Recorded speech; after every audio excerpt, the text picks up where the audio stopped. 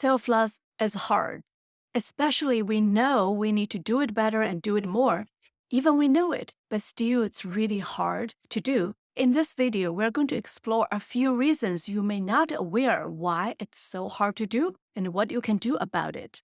It's not about you need to read more books. Hi, this is Jane. In this channel, I share knowledge about body wisdom, intimacy, and sexuality as a certified sex, love, and relationship coach. Okay, let's get to it about self-love. The first reason, we are not born with self-love. That might surprise you, but it's actually true. Think about it. When we develop the concept of self-love, we don't born with it, but we learn how to love ourselves is coming from how we received love from our kids. Okay, this is not about another concept about our childhood story, but I want to point it out. It's very important to know that how we love ourselves is coming from and largely imprinted and influenced by how we received love from our caregivers.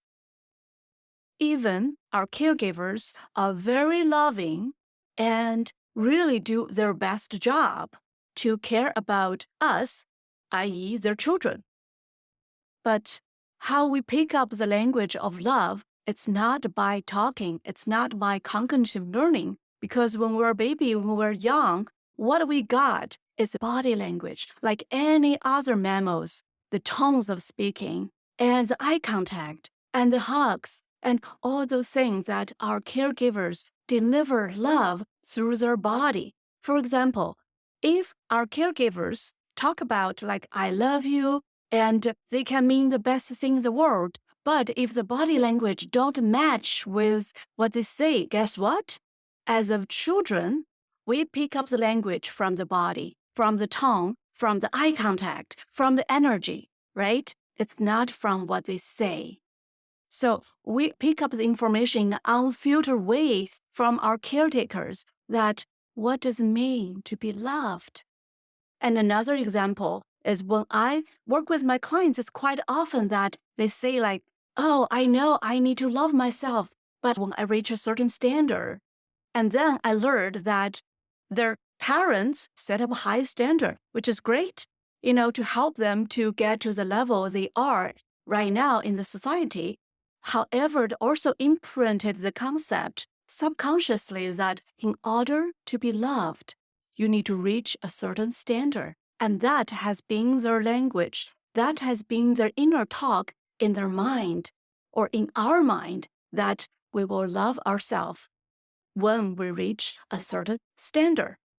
It's very important to know that no matter how loving our caretaker, our original families are, there are certain things we picked up from the body language, from the energy, that there are certain conditions to love. Therefore, we have set up that condition or standard or limitation, however you relate to it, when we love ourselves. All right, the second reason is self-love. It's not a concept. Once you understand by reading books or by listening to lectures and watching movies, whatever you have done to understand how important self-love is, then it's not just a concept. We can keep reading more books, but that does not going to help us implementing self-love because like any other pattern or way of behaviors, self-love is a way of being. It needs to be practiced and realized through our body, through our action. Like any other practices or way of beings, for example, if you want to learn a second language or learn how to skate, it's about practice. It's about doing the baby steps first and then keep going, do the practice. That's why reading more books at this point, if you already know the concept and also know the importance of self-love, it's not going to help you. Actually, reading more will give you the false impression that, oh, I know it all, I can do it. But in fact, without consciously practice, without mindfully practicing self-love, it's really, really hard. Especially when we're triggered. That's when we need self-love the most, right? When we're triggered, by default, move into the self-criticism and self-negative talk, or you can by default move into self-compassion and self-love. That will make a big difference.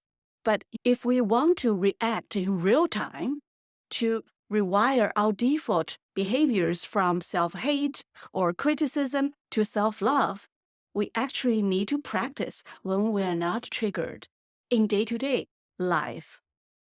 This is like if you do not practice speaking your second language on a regular basis, how can you expect you can see it, go to a stage, and present to people? There's no way.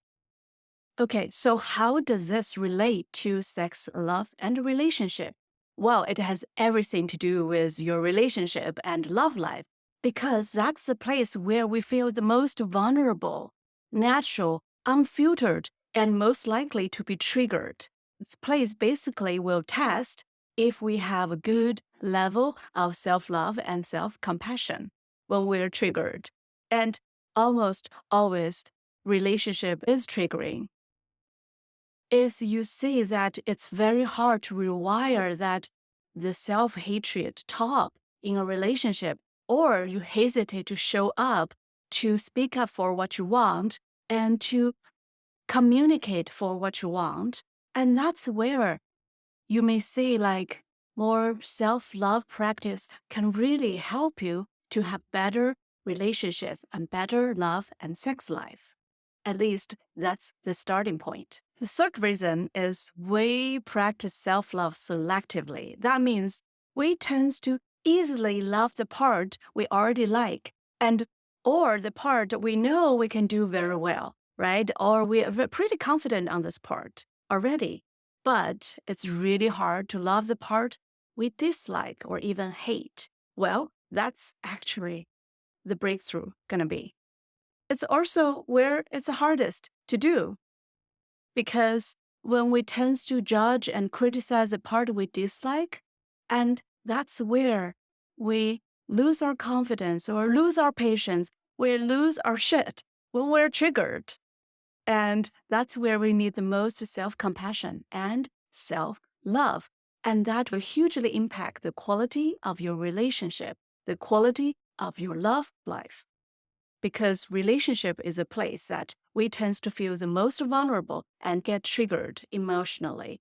And if we do not practice intentionally to love the part we dislike or hate, no matter is our body part, no matter is our character or our rejections or story of our rejections, no matter what they are, if we do not practice deliberately, guess what? It really will trigger us every single time. And how to rewire our reaction to certain triggers and how to infuse compassion and love to the part we actually don't like. It's through mindfully body-based practice, because all those actions happens through our body, and self-love action is a way of being. So pay attention and take baby steps to rewire your relationship with the part you dislike. That's a key breakthrough point. And that's not going to be solved by reading more books. It's by consciously diving into some of the stories, the root cause underneath the stories, and to see that, oh, maybe you can liberate yourself. You can free yourself up from the story and slowly but surely rewire that relationship with the part, with the behavior that you don't like. And one of the concerns I heard often, and I really get it, is I'm afraid that if I'm going to love myself unconditionally, I'm going to lose my momentum, lose my competitive edge, lose motivation. I'm going to be so lazy, not going to be productive. I really got it. That's very valid. But I want to remind you that that's coming from fear-based motivation. It's not love-based motivation. In order to build an authentic relationship and love life, we need to switch from fear-based motivation and to more love-based motivation. Well, we will never get rid of fear, but we can consciously choose, are we motivated by love or by fear? If you're interested in this topic, check out this video. I explored more about fear versus love-based motivation. In this video, we talk about why it's so easy to understand the concept of self-love, but it's so hard to do it. What you can do about it? Treat it as a new behavior. Treat it as learning a second language.